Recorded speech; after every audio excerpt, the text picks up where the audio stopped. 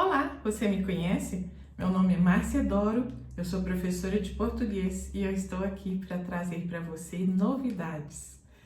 O nosso acordo ortográfico, ele trouxe 3 novidades para nós, por enquanto são 3, são essas. Estas aqui, o verbo aguar, desaguar e enxaguar. Estes 3 verbos aqui no Brasil, eu sempre ensinei que você conjugava dizendo assim, por exemplo, o verbo aguar. Eu ago, tu aguas, ele água. Nós aguamos, os aguais, eles aguam. Assim era o correto e assim, se você teve uma boa formação na escola, certamente você fala eu ago e não eu agoo, como algumas pessoas tentam falar. Você água as plantas, ou seja, você joga água nas plantas. Então, e também você deságua a chorar, ou você enxágua os cabelos. Assim é o normal no Brasil, as pessoas denominadas cultas usam essa forma. Só que o acordo ortográfico nos fez uma gracinha e trouxe a nós uma forma que dizem que já em Portugal era assim. Eu não sei porque eu conheço mais sobre o português do Brasil. Em Portugal, em vez de falar eu ago, eles falam eu aguo. Feio, né? Mas é assim. Então, pode-se falar eu aguo, eu desaguo, enxaguo. Aí você tem o gu tônico. E essas formas são aceitas pela gramática. E é muito bom você saber disso, porque pode ser que apareça uma pergunta dessas por aí. Eu já falei com vocês que, como elaboradora de concursos, de provas de concursos, normalmente os chefes, né, as pessoas que nos contratam, falam assim: nós queremos tantas questões fáceis, tantas difíceis, tantas médias. E se você não sabe esse pormenor, pode ser que você se dê mal. Então é bom você saber que não está errado. Se você falar eu aguo, você está falando do jeito europeu. O europeu compreende também a África, que não tem nada a ver com a Europa, mas a gente fala português europeu porque na África eles falam o europeu. Deu para entender, né? Então é assim. Se você falar eu aguo, eu desaguo, eu enxaguo, não está errado. E é importante você saber o seguinte: antes do acordo ortográfico, existia um acento tônico que ninguém sabia. Toda vez que eu ia dar essa aula, o povo falava assim: nossa, essa é nova. Nunca ouvi falar que você poderia pôr um acento tônico no U, como o verbo averiguar.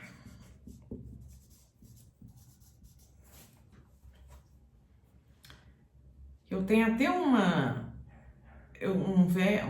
postzinho que alguém me mandou me perguntando porque caiu num concurso sobre isso. O verbo averiguar, certamente as pessoas acham que ficou mais tranquilo, mas não tem nada de tranquilo.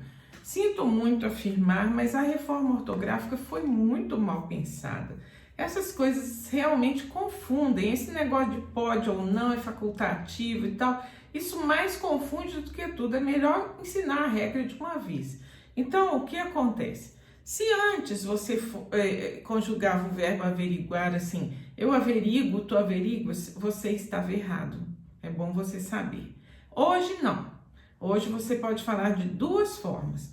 Você pode falar eu averigo ou eu averiguo.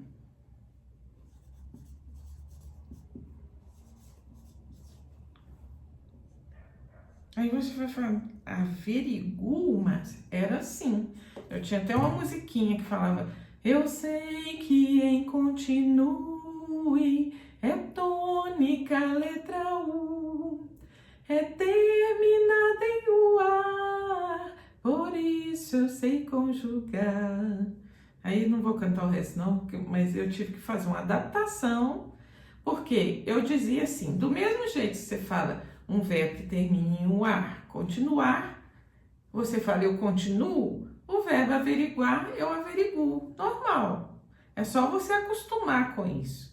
Só que antes, esse GUE ou GUI tinha um acento agudo nesse GU. Averigue e averiguem. Sempre tinha um acento assim no GUI, para ali você não ter assim, a vontade de tacar um tremazinho ali, que não existe mais. Então, o que aconteceu? Acabaram com o trema e acabaram com esse acento. Então, mas a pronúncia ainda continua. Então, você ainda pode falar eu averiguo e está certo, ou eu averigo e está certo. Qual que é a pegadinha do concurso? O que pode acontecer? Perguntar quando tem acento. Por quê? Se você coloca esse acento aqui em averigo, qual que é a justificativa? Averigo. Essa palavra é paroxítona terminada em ditongo crescente. Se fosse na Europa, eles dividem essa palavra assim, averiguo, que eu sinceramente não gosto. Chama-se proparoxítona aparente. Eu prefiro manter ali o jeito que eu sempre ensinei para os meus queridos alunos, que é uma paroxítona terminada em ditongo. Então, tem o acento averigo, tá? Tem o acento aqui por isso. Então, você vai conjugar acentuando, ó. Eu averigo, tu averiguas, ele averigua. Tudo com acento. Nós averiguamos sem acento, porque não tem condições de você colocar um baita de um acento no i ali, porque aí fica averiguamos, não existe isso não, né? Então, só nas formas risotônicas. Nossa, Márcia, falou difícil, hein? Pois é. Risotônica, eu já falei isso em outro vídeo. Mas é bom vocês saberem. O que é uma forma risotônica, Márcia? A palavra riso, com Z, vem de raiz. Aí você pega o verbo, no caso aqui é o verbo averiguar, e tira dele essa terminação ar. O que sobrou foi até a letra U, não foi? Essa parte aqui, então, você chama de forma risotônica, que aqui é a raiz do verbo. Então, se a tônica cai nesse pedacinho aqui, até a letra U, você tem que acentuar, tá? Eu averigo, tu averiguas, ele averigua. Agora, as formas averiguamos, o guam vem depois da tônica, depois da raiz. Então, averiguamos a gente chama de forma arrisotônica. Vocês gostam de uma palavrinha chique, eu sei disso. Então, muito cuidado. Inclusive, eu descobri hoje, fazendo uma pesquisa, que o Sacconi, que é um dos meus favoritos, os meus gramáticos favoritos, ele ensinava que existia acento se terminasse em guen e quen, em guen e tal. Essa regra é engraçada, eu acho que eu nunca abri essa página da gramática dele, porque só ele que ensinava isso. E vocês sabem que eu tenho um método para ensinar por músicas, e eu tenho todas as regras de acentuação por músicas. Agora, então, eu vou ter que fazer uma ligeira adequação, e vocês vão ver isso no próximo vídeo. Mas, sabendo o seguinte, que você põe, eu averigo, tu averiguas, ele averigua. Aí, nós averiguamos sem acento, vós averiguais sem acento, eles averiguam com acento. Então, muito cuidado, hein? Esse ri com acento aí no ri. E é interessante você saber, porque um amigo meu, uma gracinha, um ex-aluno meu que é coronel, eu fico toda orgulhosa, porque ele é coronel e passou por mim. Eu gosto tanto de gente chique que passou por mim, porque o professor geralmente é tão desvalorizado, né? E aí, as pessoas, quando elas reconhecem o trabalho da gente, aí chega e fala, professora, eu aprendi isso com você e tal, eu fui bem sucedida. A gente se sente assim, meio mãe, sabe, ou tia, sei lá. E eu, por exemplo, acabei de formar um filho em direito, nossa, eu me enchi de orgulho, porque só eu sei como é difícil a pessoa chegar ali e uma mãe na retaguarda. E a mesma coisa, às vezes, um aluno também. Quantos puxões de orelha, entre aspas, né? Lógico, eu não puxo a orelha. Você é obrigado, às vezes, a dar até que ele chegue naquele padrão ali, pelo menos desejável, porque tudo você não vai saber, não se iluda.